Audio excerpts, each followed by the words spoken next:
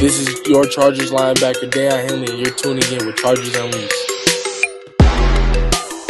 Welcome to another edition of Chargers Unleashed. Jake Hefner and Dan Wolkenstein here with you from the LA Football Network. Today's show, of course, being brought to you by Underdog Fantasy, AG1, Aura, Mint Mobile, and Rock Solid Sports Memorabilia.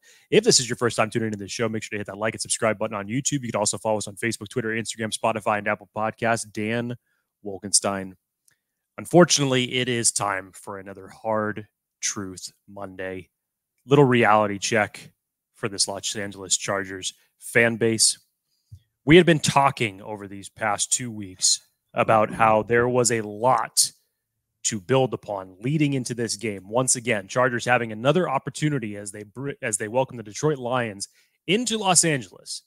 Another opportunity for them to prove that they can get a quality win over a quality opponent. And unfortunately, at the worst possible time,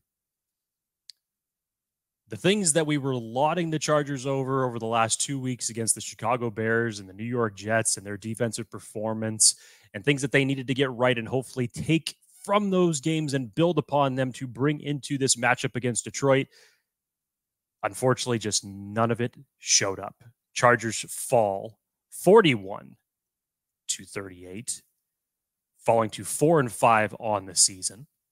The Chargers have now lost 4 games against perennial playoff contenders, are 0-4 against the Miami Dolphins, Dallas Cowboys, Kansas City Chiefs, and now the Detroit Lions, and now enter one of the tougher phases of their schedule coming up with their playoff hopes seemingly hanging in the balance. Dan Wolkenstein's silence says it all. Spoiler alert, this one will not be pleasant.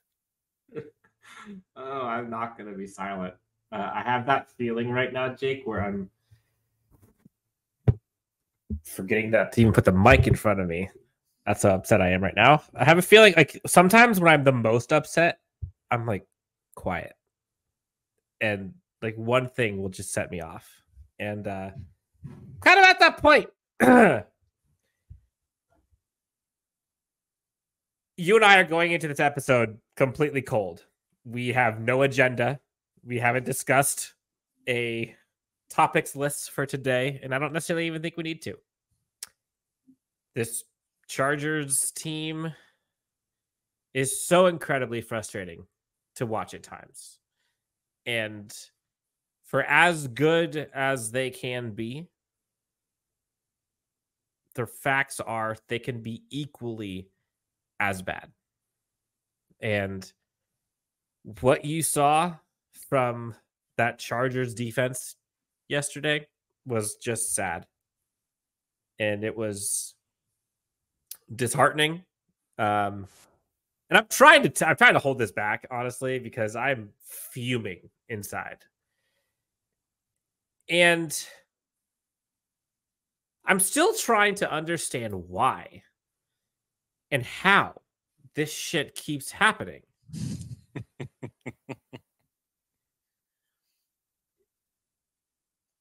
What the hell? Like, what planet are we on when it just feels like every time the Chargers are in a game, you can write the script.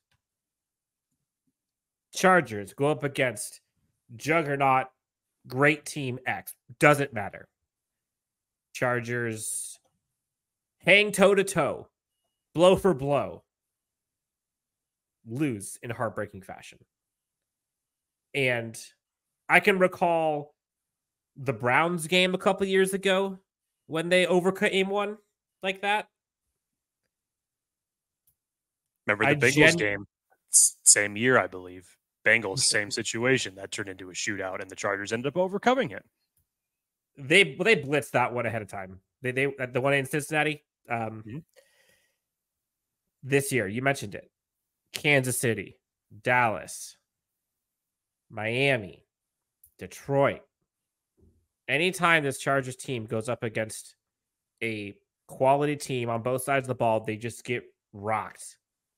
And Justin Herbert attempted to be a god and will this team to victory.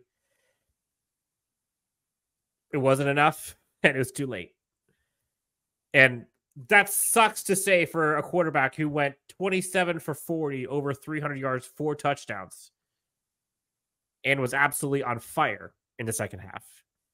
But when your defense is that bad, and credit to Detroit, Detroit was in their bag, play calling prowess, adjustments, creativity, player performance, execution, you name it. Like, Detroit was on fire. The Chargers defense was just Swiss cheese. And I don't even know where to start because they lost in every facet. Like, you can point to, their fourth down, that was a big one. Like, when it mattered most, they gave those up. And that's true, which we'll get into all that. You can say, they gave up the explosive plays. Also true. They lost it on the ground. They lost on the run. They lost in pass. They lost deep. They lost short. They lost in zone. They lost in man. They lost everywhere.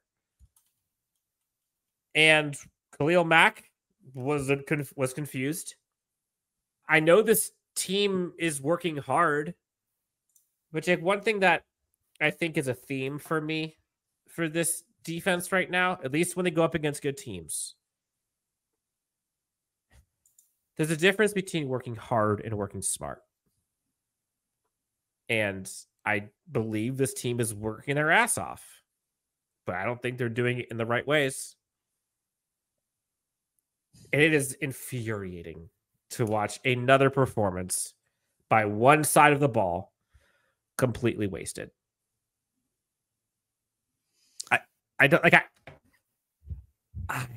This is like the most calm that I've been. You and I have talked a little bit between the loss and now. I'm restraining myself right now, and I don't know how long it's going to last, so bear with us. Welcome to Chargers Unleashed, also known as therapy for the unfortunate Chargers fan. Dan, 13 times since Justin Herbert has been the quarterback of the Los Angeles Chargers, this team has lost by 3 points. 13 times that has taken place since Justin Herbert has been the quarterback. This stat, Dan, this one's really going to blow your socks off. The last time an offense scored on their final 5 drives and lost was 12 years ago. That same stat happened to the Buffalo Bills against the then Oakland Raiders, and they lost by the same margin that the Chargers did by 3 after scoring on their final 5 drives, 5 touchdowns.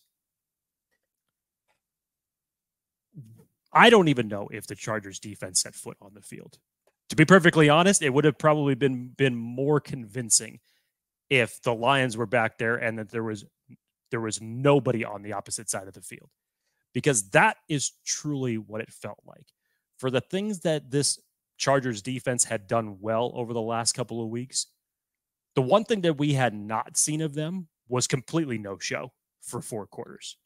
You've seen that happen to where they've given up a shred of points in the first half and then been able to make some adjustments, tighten up the screws, and lower the offensive output in other games. Flip-flop it, however you want to see it.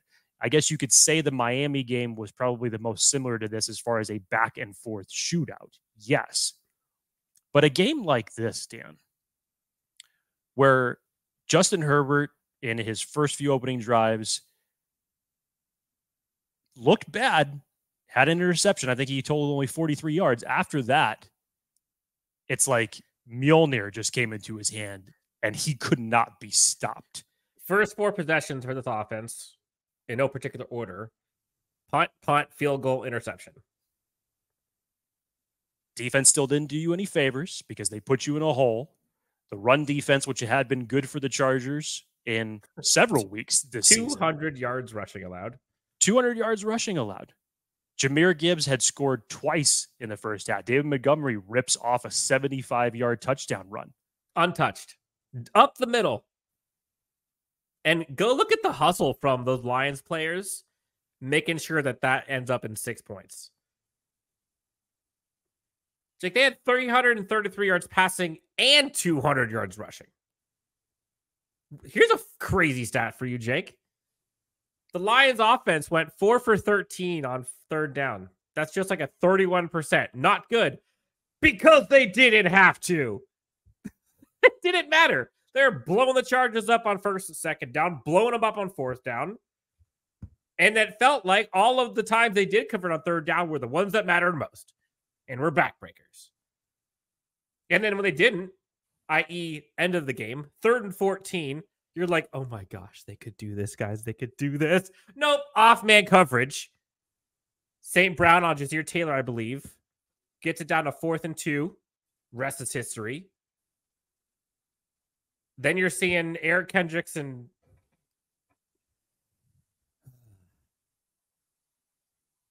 Kenneth Murray, who probably worst game of Kenneth Murray's year so far, at least in coverage for sure. Tackling was okay, but he was running out a lot of plays. The Chargers did all they could on offense, and it sucks because we're sitting here after Khalil. I wish I could say Khalil Mack. After Keenan Allen has another insane game. What do you have? 11 receptions, 175 yards, and 2 touchdowns. The guy was on fire. Quentin Johnston gets in the end zone. Massive completion on that scramble by Justin Herbert. Offensive line, 0 sacks allowed. Not talking about that. We don't get to talk about that. At the end of the day, like this is a season in which you and I have talked about it a lot, Jake, is this idea of like complementary football. And you can extrapolate that in many ways. You can talk about that like game to game. You can talk about that offense to defense. You can talk about that like half to half. We've yet to see this team play well together. Period. We have not seen this offensive defense play well together once this season.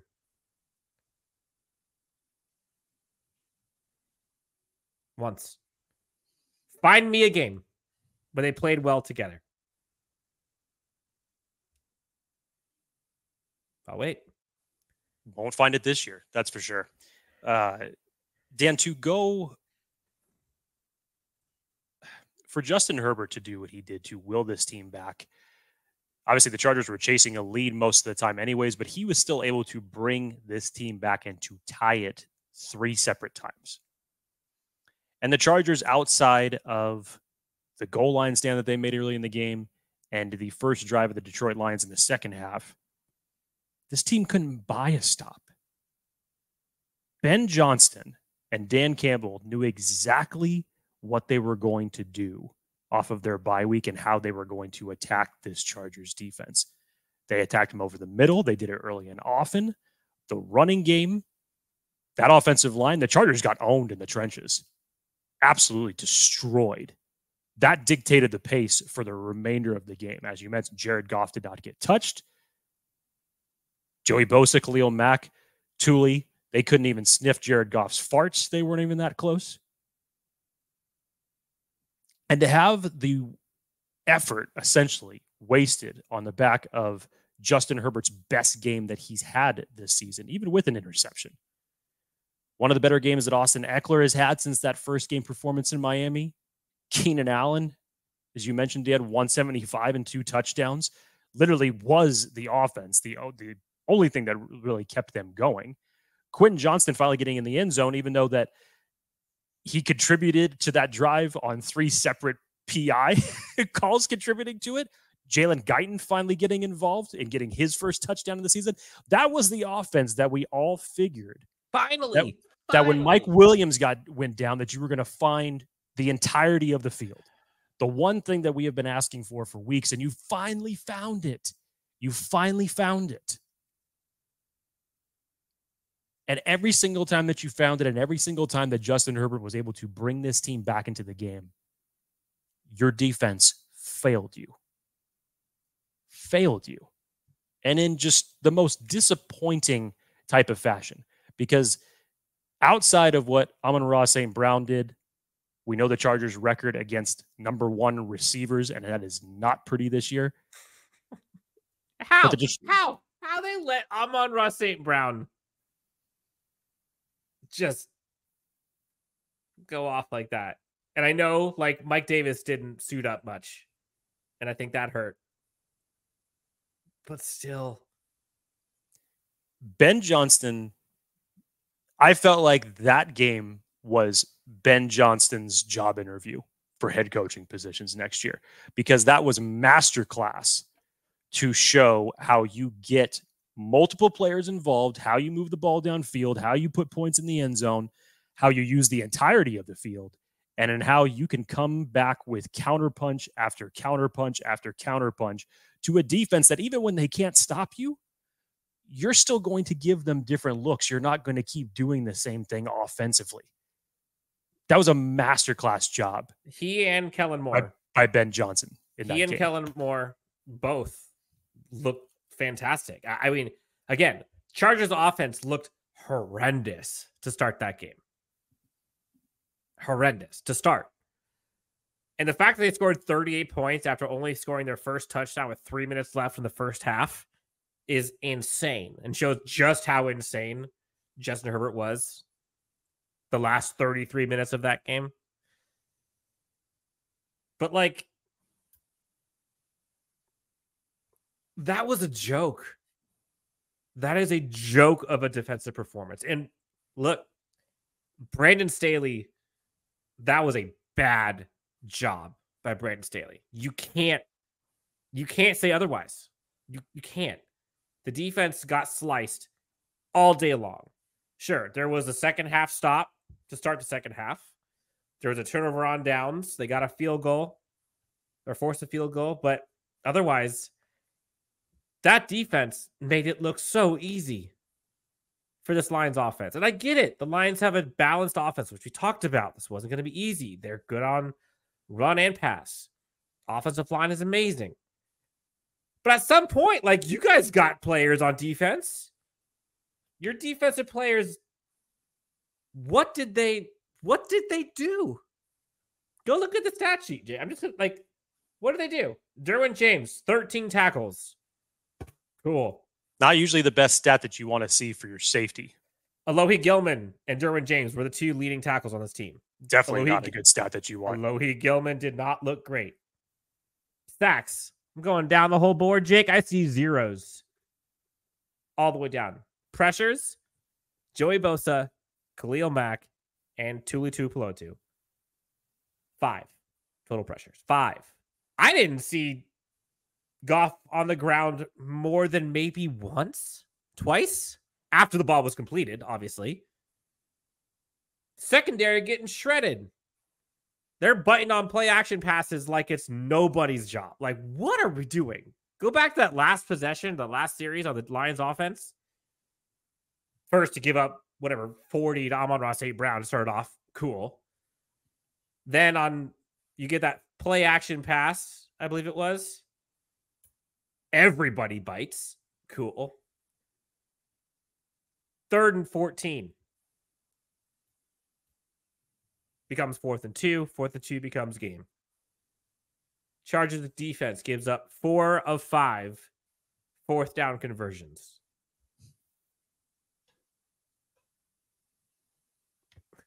The Chargers tried their best to will this team back, and they did. Offensively. And again, credit to Kellen Moore. Credit to all of them. What do you think that locker room is like after a game like that? Like, genuinely. Like let's talk about this for a second. Like let's role play here. I'm gonna be the offense. Or no, I'll be the defense. Jake. We're in the locker room. Let's say you're Keenan Allen. Okay. And let's say I'm Derwin. What's that conversation like? You come up to me. I mean, we kind of know this already, Dan, from the comments that we heard from Derwin James after the game. He and I'm sure the rest of the defensive players went up to the offense and said, "That's on us. We let you guys down." Just paraphrasing here. That's not enough. It's not enough. It's not enough. Like, what are we doing? Sebastian Joseph Day made his comments felt on how the run game failed, how their run performance that he has always been bullish on about how it has succeeded in recent weeks. And the one defensive stat that the Chargers could actually hang their hat on, that chose a great time to fail for them. Pass wise, the explosive plays came in bunches in this game, but the Chargers had kind of, go more to this soft zone coverage. That's Brandon Staley's scheme to keep those type of things from happening. That didn't matter. There was 8 times where the Detroit Lions had plays go over 20 yards in this game. 8 times. That doesn't work.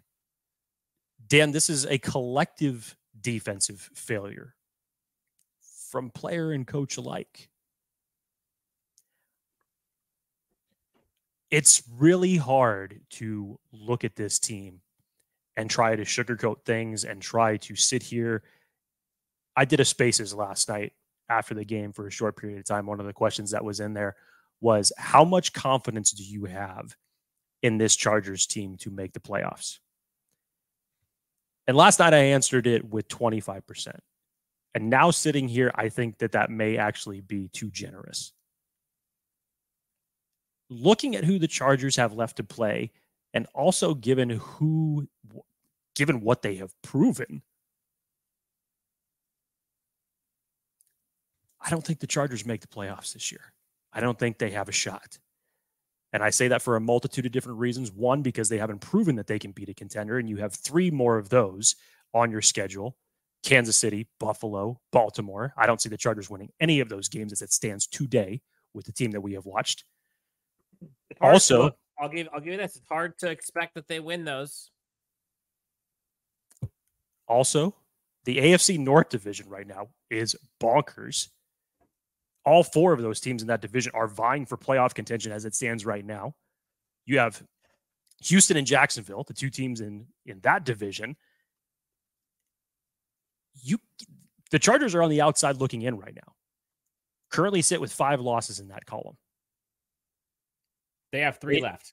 They go to Green Bay this week, New England, which, despite what you want to say about how inept they look offensively, Bill Belichick knows how to coach against the Chargers. I don't even feel confident enough to say that they could go into New England and get that win. Okay, real quick. Here are the remaining games. Okay, 4 and 5. I think at minimum they got to get to 9 and 8. Would you agree? I don't even know if that works. Let's just say 9 and 8. Just say 9 and 8. That's probably you would have, if you got to 9 and 8, you would definitely need help from somebody else getting on a losing streak in order to make the playoffs. Sure. If you just went 9 and 8 with no help, you're not making it. Yeah, that's how perilous this is right now. They got to get to 5 more wins to get to 9 and 8. Let's go through this. Packers. I think they can win that one. That's 1. Ravens. Tough. Don't like. They could, sure, but is it likely? No. Nope. Patriots. I can't even feel confident with that. That's like a half. Like they should win, but it's in New England. No, I don't feel confident about that at all. Okay. Broncos. Traditionally, the Chargers have split with the Broncos over the last couple of years. So they have yet to play the Broncos. And remember, this is Sean Payton who's led them, and Russell Wilson has looked better, not great, but better. He's not been one of those biggest problems. But again, the Chargers have lost against Broncos teams with less talent than what the Broncos have right now. So, so if they split, I would say split. They go 1-1 with them. Okay, so the Packers 1, you got Broncos 2, Raiders. That's another team that you traditionally split with. Antonio Pierce apparently has them reinvigorated right now ever since they let Josh McDaniels go. Bills. No. Broncos, you said that second one's a loss. Chiefs. No. So you got them at 7 and 10, 8 and 9, basically. Yeah. And this is based off what we've seen thus far. Chargers pulled that one out yesterday, even with as bad of a defensive performance as that was. If they've somehow found a way to get that victory, I would have more confidence that they could go in and fair. If you could take 2 out of those 3 big time games between Baltimore, Buffalo, Kansas City. I personally think that that's exactly what you would need to do in order to have any hope at making the playoffs. If you took 2 out of those 3, But I don't see them doing that, Dan. Simply for the fundamental reasons of A, they haven't proven that against a contending playoff team this year, and B, complementary football is a foreign language to this team. Okay, let's talk like specifics and facts, because I think perspective is good, and I think a lot of like nuance and stuff and all that's good, and projecting all that stuff. But like, if we are speaking in factual language right now, this Chargers team is 4-5 and currently a below average team. Facts. They've lost 4 games by 3 points or less. Facts, against good teams. They have a worse record than what many would consider worse teams than the Chargers. Like, go look at Kenny Pickett and the Steelers. Go look at Minnesota and Josh Dobbs and no Justin Jefferson. Go look at the Raiders. I can go on. Why is this team, again, factually, 4-5? You can point to all the terrible defensive statistics, and I would lump that into factually. This Chargers defense gets absolutely shredded by quality offenses. So far this season, fact. One exception maybe would be Dallas. They put up a pretty good fight there. Otherwise, shredded. Miami, shredded. Minnesota, shredded. Kansas City, shredded. Detroit, shredded. Why else are they 4-5? If you were to put it to me like this and just ask the question, who are the Los Angeles Chargers? Let's just cut it down to the bone. I would say that the Los Angeles Chargers are a team with a good quarterback, and they have proven that they are good enough to compete with the mid to below average teams in this league. Okay. Those reasons being because of lack of complementary football, execution, and coaching. Those 3 things have been the biggest issues for the Chargers the entirety of this season. And as Dan mentioned, against the contenders, defensively, they get shredded. Or offensively, they stumble. They can't find their way. They can't keep up with an opposing team putting up points in 4 quarters of the game. They have not been able to find that recipe to equate winning football on consecutive weeks. And this has been this team's downfall, and the same thing that we get to hear about. And I swear, you could probably have just taken Dan and I from an episode of Chargers Unleashed 2 years ago and replay it, and you wouldn't even know what week or year we're talking about. But we would be saying the exact same things that we are saying today. And it is unfortunate from the standpoint that we are now in year 3 of the Brandon Staley, Justin Herbert era. And these are the same problems that this team was having in 2021 and at times 2022. In reality, these same issues have plagued the last 3 Chargers head coaches. Brandon Staley, Anthony Lynn, Mike McCoy, those were problems that all 3 of them have had to deal with. So what's the problem? Like, fundamentally. Your guess is as good as mine, Dan. Honestly, I tried to lay it out to those 3 things. and as simple as they sound, for some reason, the Chargers either just aren't able to bring any of those 3, maybe one of those 3, 2 of those 3, but it doesn't matter because they don't have any of the 3 consistently going for them. I mean, make no mistake about it. Make no mistake, and I will not mince words. Chargers coaching has not been good enough. On defense, we've talked about how much they've gotten shredded by good offenses. Poor offenses, poor quarterbacks, average offenses, they've been able to hold their own for the most part and dominate a few of them. Cool. Tip your cap to that. Awesome. Offense. What has Kellen Moore been doing the last 5 weeks? When you see an offensive performance like this against Detroit, and you go back and look at what they did against Dallas, against Tennessee, against Kansas City, against the Chicago Bears, you maybe you take away the Jets stuff because how good? Sure, fine. It's been 5 weeks. I would say since Miami, this offense has kind of been reeling, other than maybe Minnesota, and that was kind of a track meet, but whatever. Special teams is probably the one side that has largely been good all year. And even that, in the Kansas City game, gave up like a 50-yard return at the very end of the game that basically sealed it. Players haven't executed, especially on defense, but hell, on offense too. Both sides of the ball, again, if you extrapolate out to the season, have not lived up to the hype. There have been spurts, sure. But if you're being honest, both sides have not lived up. Now, has the offense been as bad as the defense? Obviously not. The defense is far larger the problem. I think that's pretty obvious. It's just frustrating, man. It's just frustrating because you and I, we've been doing this. This is now our 4th year. We've been doing this. We know the talent, or we think we know the talent.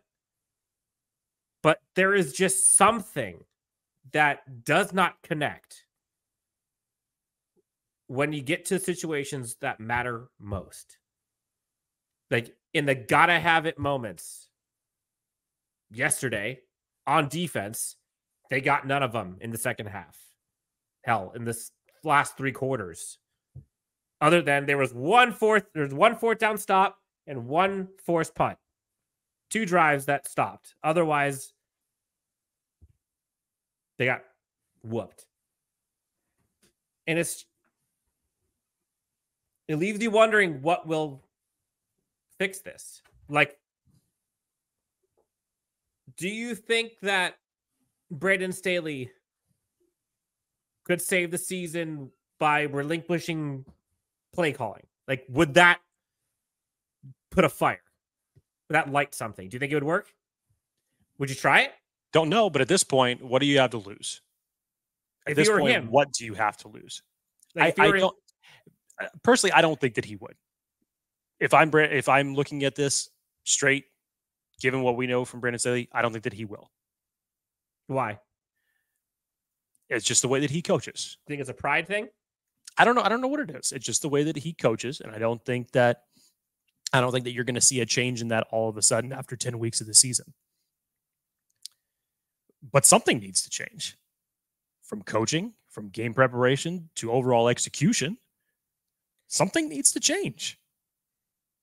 How is it this hard to find complementary football? Now, again, I'm not talking about every single drive that your offense scores that your defense has to stop them. Obviously, that's not realistic. You're not going to be able to do that. Hell, the Detroit Lions, you go and read any of their fan base, they're not shying away from it. They know exactly what Justin Herbert did to their defense. They're not proud of it, but their offense did enough, and their offense did more to ultimately win.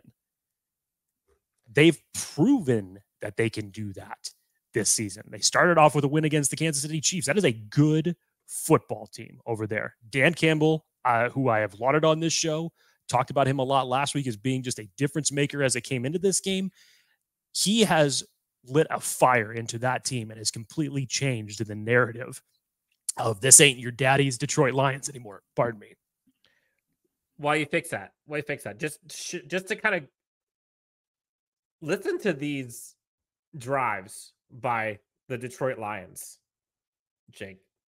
So this is yesterday. I'm going to go from beginning to end. I'm going to let this thing roll. First drive, 7 plays, 61 yards, field goal. Second drive, just 5 plays, 75 yards, touchdown. Next one, 12 plays, 32 yards. This is after the interception. They were held on 4th and goal. Didn't get it. Next series, 9 plays, 60 yards, touchdown. Next series, 1 play, 75 yards in 14 seconds, touchdown. Then you just had the 1 play to end the half, so that doesn't count. Then Coming out of the second half, Chargers defense does something. They go 8 plays, 38 yards, a punt. You're like, oh my goodness. Even that, like they barely held them for a punt, but you call it a win. Then a pair of 7 plays, 75-yard touchdowns. One of which was 3:30. The other one was 4 minutes, both ending in touchdowns. Then 9 plays, 53 yards.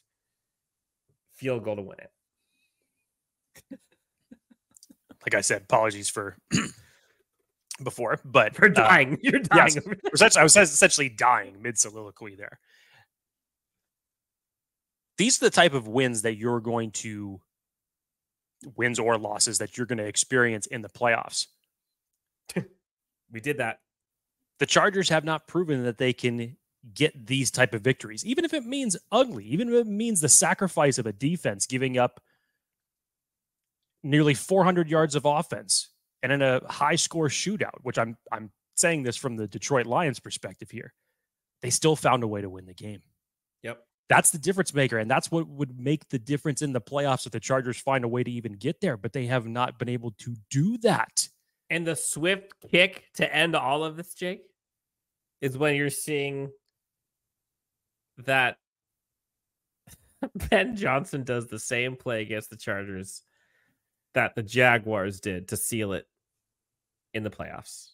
Dan, not only that, there were so many subliminal FUs from the Detroit Lions in this game. Not only that, so let me start with the first one. 4th and 5, the first 4th down that the Lions get to go for. 4th and 5, and they run it. Right at the middle. The balls on Dan Campbell are literally just like to the ankles. I mean, he gets stood up by Marlowe, and then they're like, we're still gonna go. We're still gonna get another 2 yards. He's got balls, he's got guts, but when a team watches that and sees that works, like that's invigorating for a team. That's a confidence booster for that team. And that was really the early indicator that the Chargers were going to have a long day in the trenches, which they did because they got absolutely dominated. You mentioned the play that they essentially ran from the Jacksonville game last year. They just ran it the opposite way, but it was literally the same formation. Dan, let's not forget, Riley Patterson was the Jacksonville Jaguars kicker last year who sealed the Chargers' fate in that comeback loss. Oh, that's lovely. So he's now on the Detroit and kicks the last-second field goal to ultimately win the game. There were so many subliminal FUs, but it was more so from just the Lions putting their foot down and just saying, we're going to own these areas of the field, and you're not going to be able to stop us no matter what it is that you try to do. And that's exactly what they did. And the Chargers, what I've said, Dan, in these type of certain situations, that when it has come from coaching, both offensively and defensively, because there have been moments for both of those this year, they're not ready for the counterpunch. They're not in tune to entirely adapt to what the other team is doing on both sides of the ball. In this particular case, it was 4 quarters worth on the defense that they were not able to find their footing at all. And in a game that, again, was wasted by the efforts of Justin Herbert, Keenan Allen, Austin Eckler, Jalen Guyton, Quentin Johnston, you tied this game, brought them back to tie it 3 separate times. And at any point of those 3 times, you would say, as a defensive unit, like, okay, let's get a stop. And you couldn't do it. You couldn't do it. These are times where, and you know, we're rounding out this episode, but I think we have tried to be as honest and as critical and provide praise when warranted. It is incredibly hard to be feeling any sort of optimism after a game like that. And here's why. You can say, oh, hey, look, they have a whole season ahead of them. They can still, they can win out and whatever, sure. And It's true, I guess. Like anything's possible. But we're now up to week 11. And in the third year of this system, quote unquote, what makes even the optimist believe and feel confident that this team will, when they play a good team next, do something different? Like, yeah, you want to believe, hey, if you flip a coin 10 times, it's bound to hit tails once. It hasn't. It hasn't.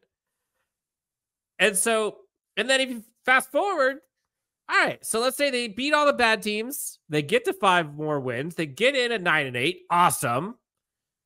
You then expect them to then turn it around in the playoffs?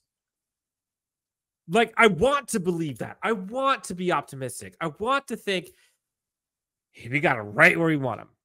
But there is nothing that this team, collectively, offense or defense, has shown me that makes me believe that they will get it together. Now, they could. They have the pieces. Like, it's obvious they have the pieces. This offense, if it could look that good for 33 minutes in a game, clearly it's not lack of talent. If the defense, regardless of who they're going up against, if the defense can be second in the NFL in sacks with one less game in the books, it's in there. If your special teams can look like that, your kicker has been automatic. I think he has the best kicking percentage in the first 2 years in the history of the NFL. You've got an electric returner. You have all of those things, but the inconsistency and lack of complementary football has plagued this team every loss. And hell, in most wins, it's plagued them. And so it sucks. Because we've talked about this. This train is going down a track, and it has 2 options. And the current path is going towards one that's going to have this team look very different next year. Top to bottom. Now, it can turn. They win against Green Bay. They beat Baltimore. Different story. Dan Wolkenstein and I have been doing this show now for a few years. And if you've been listening to this show, you know that Dan is very much the eternal optimist of the two of us. From what he just said right now, I feel like I have to rip a line from Star Wars to say the circle is now complete. Because what Dan just said, as far as what have they done to prove that they could do anything other than what they have been doing, I was saying that last year when they had Joe Lombardi at the helm. What have they proven that they can do differently? And Dan's absolutely right.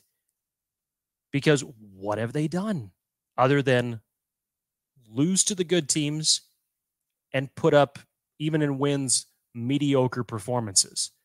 Like I said, the Chargers are seemingly what we all have seen that they are through these first 10 weeks.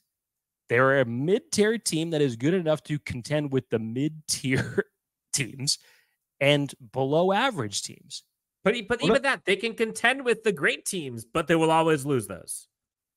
That was one correction that I wanted to make from Brandon Staley's post-game presser yesterday. He said that this team right now is good enough to beat anybody in the league, which I get. You're going to do the coach's rhetoric that every coach does to build confidence, build rapport, and try to subliminally flush this one. But I believe him there. I believe him that they are good enough to do it, but they don't.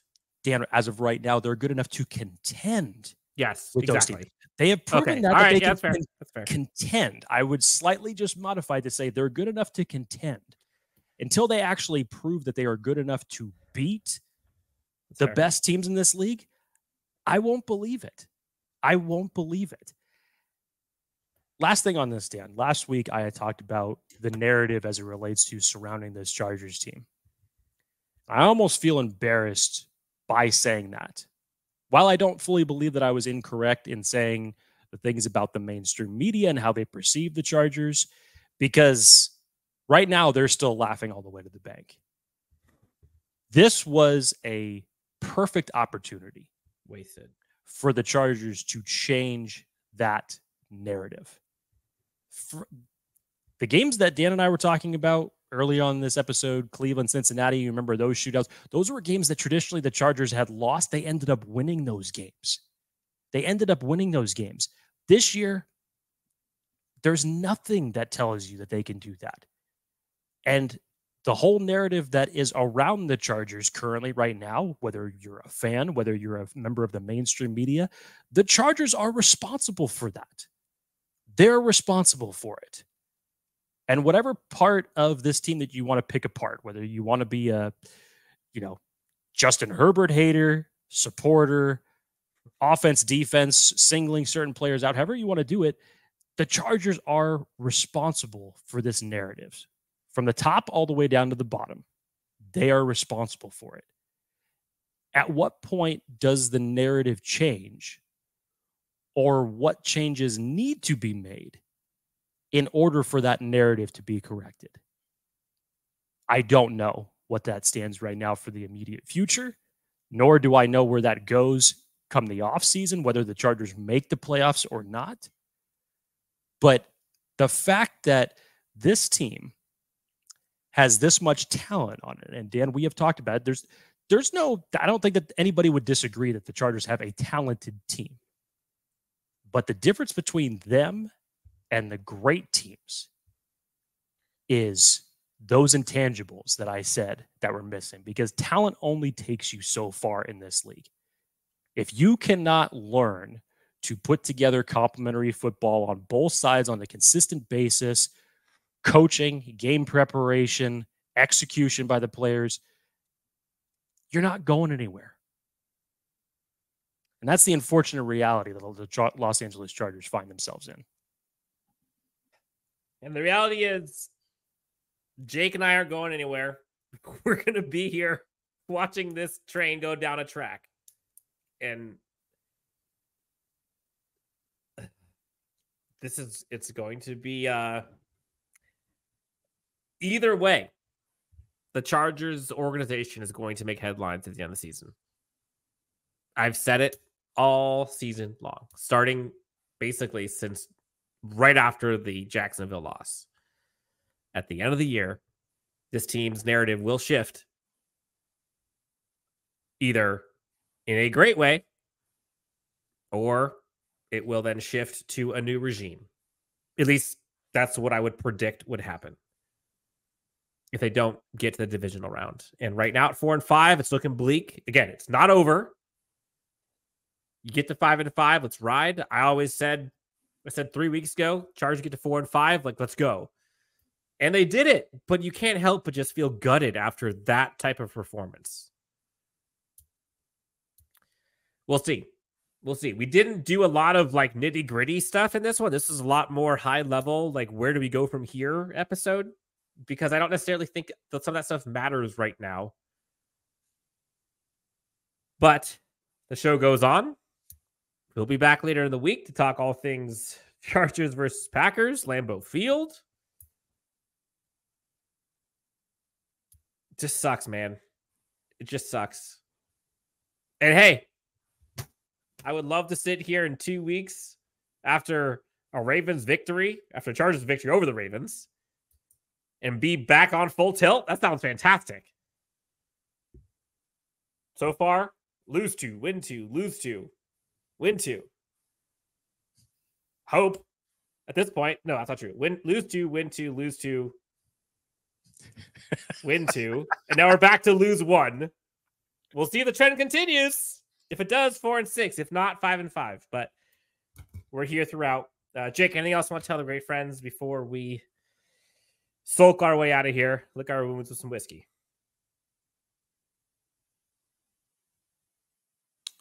Just have that whiskey ready for the last part of this season. What a way to end it. All right. Well, hey, for Jake Hefner, Dan Wolkenstein, this is Chargers Unleashed with LA Football Network. Thanks for tuning in. We'll talk to you next on Chargers.